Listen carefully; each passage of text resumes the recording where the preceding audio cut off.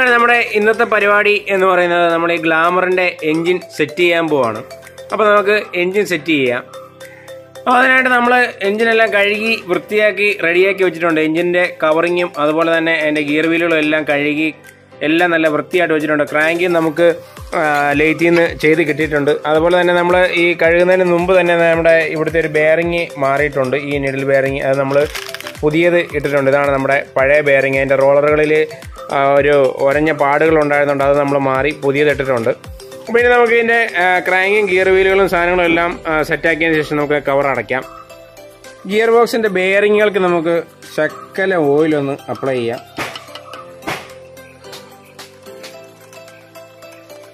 പിന്നെ നമുക്ക് നമ്മുടെ ഗിയർ വീലിനെ ഇതുപോലെ സെറ്റായിട്ട് തന്നെ ഇറക്കി വയ്ക്കാം.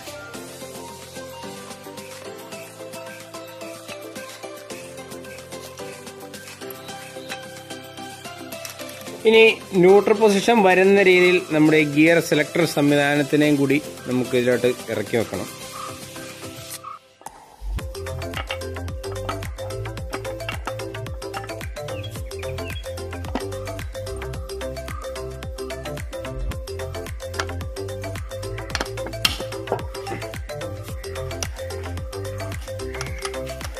ന്യൂട്രൽ ആയിട്ടില്ല. അപ്പോൾ നമ്മളിതിങ്ങനെ തിരിച്ച് എങ്ങനെയാണ് ന്യൂട്രൽ ആകുന്നത് എന്ന് നോക്കണം.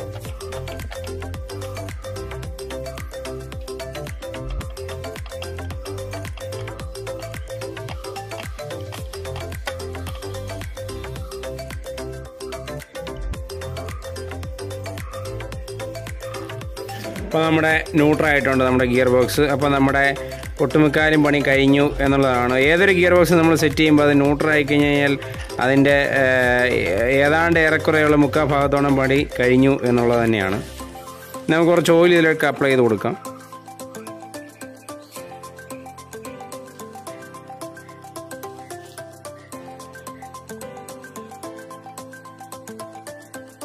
ഇനി നമുക്ക് നമ്മുടെ കിക്കർ ഷാഫ്റ്റിനെ ഈ ഹോളിലൂടെ ഇറക്കി വെക്കണം. അതോടൊപ്പം തന്നെ ഈ ഒരു സ്പ്രിങ് സംവിധാനം ഈ ഒരു ഭാഗത്ത് വരുന്ന രീതിക്ക് വേണം ഇറക്കി വെക്കാൻ.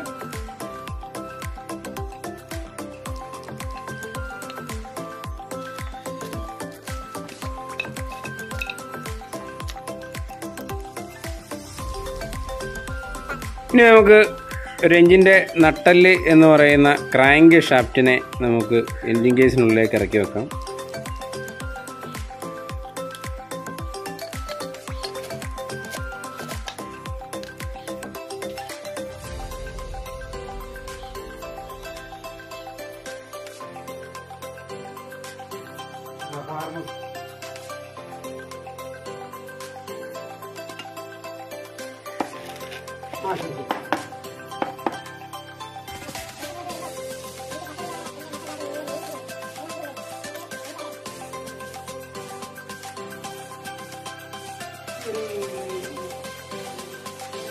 ഇനി നമ്മുടെ ക്രാങ്ക് ബെയറിങ്ങിൻ്റെ ആ ഒരു അകംഭാഗം കണ്ടത് ഇതേ കണക്ക് 3 ലോക്ക് ഈ 3 സൈഡിലുണ്ട്. അത് വെച്ച് മുറുക്കണം.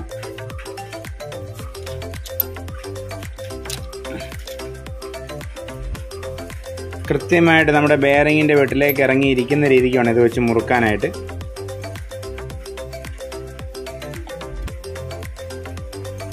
വീണ്ടും നമ്മുടെ ഈ ക്രാങ്ക് ബെയറിങ്ങിൻ്റെ സ്ലൈഡ് പ്ലേ കുറയ്ക്കുന്നതിന് വേണ്ടിയിട്ട് ഇതേ കണക്കൊരു ബുള്ളറ്റ് ടൈപ്പ് ഒരു ലോക്കുണ്ട്. അപ്പോൾ അത് നമ്മൾ ഈ ഒരു രീതിക്ക് ഇതാണ്ട് ഇവിടേക്ക് ഇട്ടതിന് ശേഷം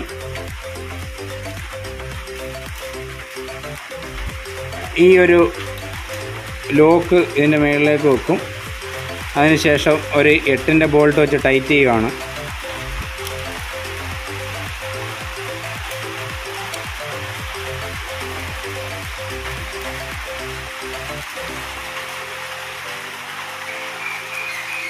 ഇങ്ങനെ വെച്ച് 8ൻ്റെ ഈ ബോൾട്ടോട് കൂടി ടൈറ്റ് ചെയ്യുകയാണ്.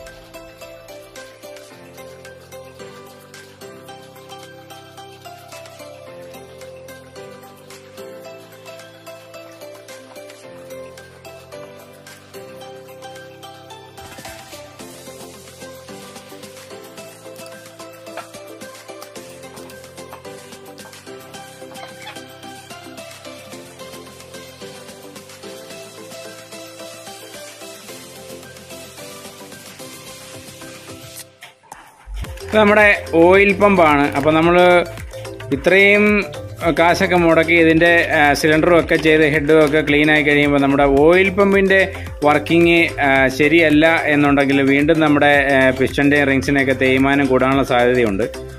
അപ്പോൾ നമ്മളൊരു പുതിയ ഓയിൽ പമ്പ് മാറാൻ പോവുകയാണ്.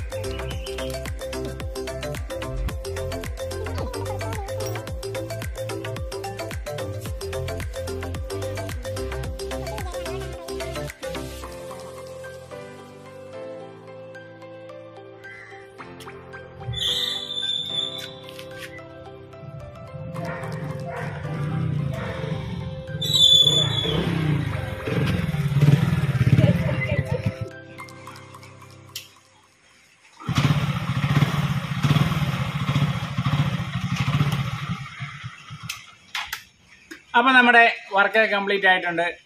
നമ്മൾ കുറച്ച് ദിവസമായി ഇതിൻ്റെ പുറകെയായിരുന്നു. അപ്പോൾ എന്തായാലും നമ്മുടെ വർക്ക് കംപ്ലീറ്റ് ആയിട്ടുണ്ട്. അപ്പോൾ വീഡിയോ ഇഷ്ടമായെങ്കിൽ ലൈക്ക് ചെയ്യുക, കമൻറ്റ് ചെയ്യുക, അതുപോലെ തന്നെ നമ്മുടെ ചാനൽ സബ്സ്ക്രൈബ് ചെയ്യുക. അപ്പോൾ ഇനിയും നമ്മൾ പുതിയ പുതിയ വീഡിയോസ് അപ്ലോഡ് ചെയ്യുന്നതായിരിക്കും. അപ്പോൾ പുതിയൊരു വീഡിയോയുമായി വീണ്ടും കാണുമ്പോഴേക്കും ബൈ ബൈ.